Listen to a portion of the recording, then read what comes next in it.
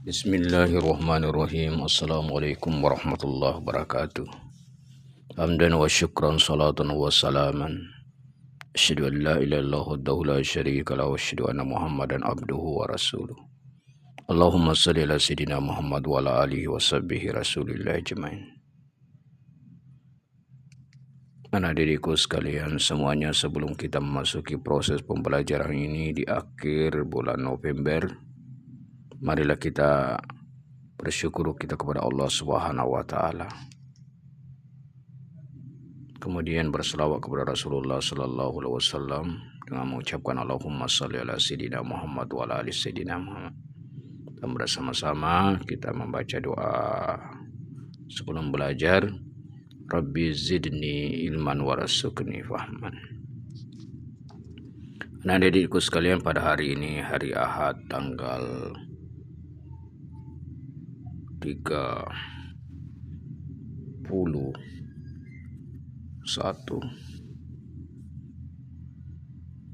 November, pada proses pembelajaran kita pada kesempatan ini adalah membicarakan tentang masalah perjalanan Rasulullah sallallahu alaihi wasallam. Perjalanan Rasulullah sallallahu alaihi wasallam ketika ia melaksanakan dakwah. Ada yang dinamakan dakwah Rasulullah dari Mekah, yang disebut dengan Fathul Mekah, terbukanya kota Mekah. Terbukanya kota Mekah ini merupakan suatu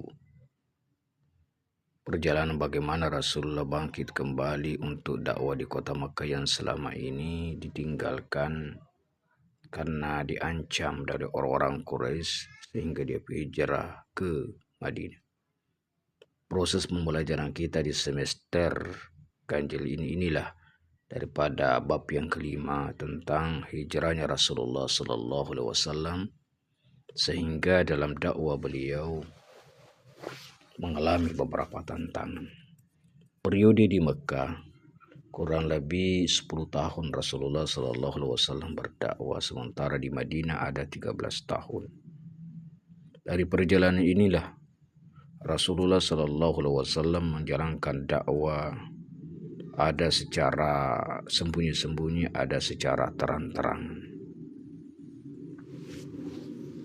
Bagaimana dakwah Rasulullah sallallahu alaihi wasallam sendiri didukung oleh pamannya Abu Talib. Ya, walaupun Abu Talib tidak melaksanakan daripada agama yang diemban oleh Rasulullah sallallahu alaihi wasallam, namun dia mendukung. Berbeda dengan Abu Jahal, Abu Lahab, sama sekali dialah yang melawan daripada dakwah Rasulullah sallallahu alaihi wasallam yang merupakan pamannya sendiri. Maka pada saat itulah Rasulullah hijrah ke Madinah, maka turun ayat daripada ayat Allah Subhanahu wa taala untuk hijrah. Innal ladzina amanu wal ladzina hajaru wa jahadu fi sabilillah. Karena sesungguhnya orang yang berhijrah, berjuang di jalan Allah Subhanahu wa taala, sama dengan dia berjuang di jalan Allah Subhanahu wa taala. Beberapa tantangan Rasulullah ketika dia hijrah bersama Sayyidina Abu Bakar, bahwa waktu itu sudah dikepung daripada rumah Rasulullah sallallahu alaihi wasallam, dia tinggal di situ mempertaruhkan nyawanya. Di tempat tidur Rasulullah sallallahu alaihi wasallam adalah Sayyidina Ali bin Abi Thalib yang merupakan sepupunya. Maka berangkatlah Rasulullah sallallahu alaihi wasallam, diselamatkan oleh Allah Subhanahu wa taala. Namun itu pun dikejar oleh tentara-tentara kafir Quraisy yang hingga sampai namanya di Gua Sur.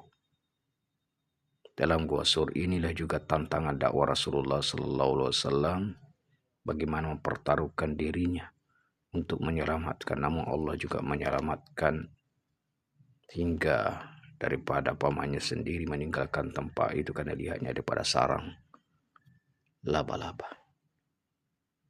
Anak didikku sekalian pakai A atau tingkat kelas 6 SD, betul-betul kita harus memahami daripada hijrah Rasulullah Sallallahu Alaihi Wasallam dalam perjuangan dakwah. Setelah Rasulullah selamat bersama Sayyidina Abu Bakar, berangkatlah ke Madinah, dan di Madinah disambut dengan baik. Di sana dia menjalankan dakwah secara terang-terangan, disambut dengan orang Ansor. Menjalankan dakwah terang-terangan, dilindungi, disayangi, dan di sana juga bagaimana kerukunan. Walaupun di sana juga ada beberapa orang-orang Yahudi, orang yang Nasrani, tapi tetap berukun di sana. Berbeda di kota Mekah. Sekali lagi anak didikku sekalian, apa yang bisa kita petik dalam proses pembelajaran ini adalah sesuatu perjuangan dakwah Rasulullah yang dilakukan adalah betul-betul dengan hikmah. Bagaimanapun dia dicaci maki oleh pamannya sendiri, dia tidak goyah. Dia tidak goyah, tapi dia tegar selalu dalam menjalankan dakwah ini. Kesimpulan dalam proses pembelajaran ini anak didikku sekalian, di dalam perjalanan dakwah Rasulullah ada juga dinamakan Fatul Wahyi. Fatul Wahyi ini adalah kekosongan wahyu. Kekosongan wahyu inilah diturunkan nanti daripada ayat daripada surah Al-Maidah yang merupakan ayat yang terakhir turun, yaitu al-yawma akmaltu lakum dinakum atmantu alaikum waraditu lakum Islam madinah. Telah kusempurnakan agamamu bertepatan dengan haji wada, haji perpisahan Rasulullah, dan akhirnya Rasulullah beberapa bulan kemudian meninggal dunia. Inilah anak didikku sekalian, dalam proses pembelajaran perlu pahami bahwa dakwah Rasulullah adalah dakwah yang dilaksanakan penuh dengan hikmah. Maka ketika kita mengajak orang untuk dalam kebaikan, maka kita harus mengajak dengan penuh hikmah, penuh dengan kebijakan. Akhir daripada proses pembelajaran ini, sebelum Bapak selesaikan, ya, kita belajar karena yang sekolah formal ini insya Allah tanggal 9 sudah mengikuti ujian semester ganjil. Untuk paket belum tahu, namun tetap belajar. Anak didikku sekalian semuanya, tetap semangat. Sebelum mengakhiri proses pembelajaran ini, Bapak memberikan pertanyaan. Ada 5 pertanyaan, dicatat baik-baik. Nanti setelah selesai dikirim ke WA Umi. Pertanyaan yang pertama, jelaskan dakwah Rasulullah Sallallahu Alaihi Wasallam yang dilaksanakan di Mekah. Dakwah Rasulullah dilaksanakan di Mekah itu berapa tahun? Kemudian dakwah yang dilaksanakan Rasulullah di kota Madinah berapa tahun? Itu yang pertama pertanyaannya. Berapa tahun Rasulullah dakwah di Mekah dan berapa tahun Rasulullah dakwah di Madinah? Hal yang kedua, jelaskan pengertian hijrah. Yang ketiga, apa tujuan Rasulullah Sallallahu Alaihi Wasallam hijrah? Dan yang keempat, orang yang hijrah itu dari Mekah ke Madinah disebut apa? Dan yang terakhir, orang yang di Madinah menyambut daripada orang yang hijrah disebut apa? Nah, mungkin demikianlah yang Bapak dapat sampaikan. Lebih dan kurangnya mohon dimaafkan. Tetap semangat belajar, dan kita tutup dengan doa kifaratul majelis. Subhanallah bihamdika asyhadu an la ilaha illa anta astaghfiruka wa atubu ilaik. Wassalamualaikum warahmatullahi wabarakatuh.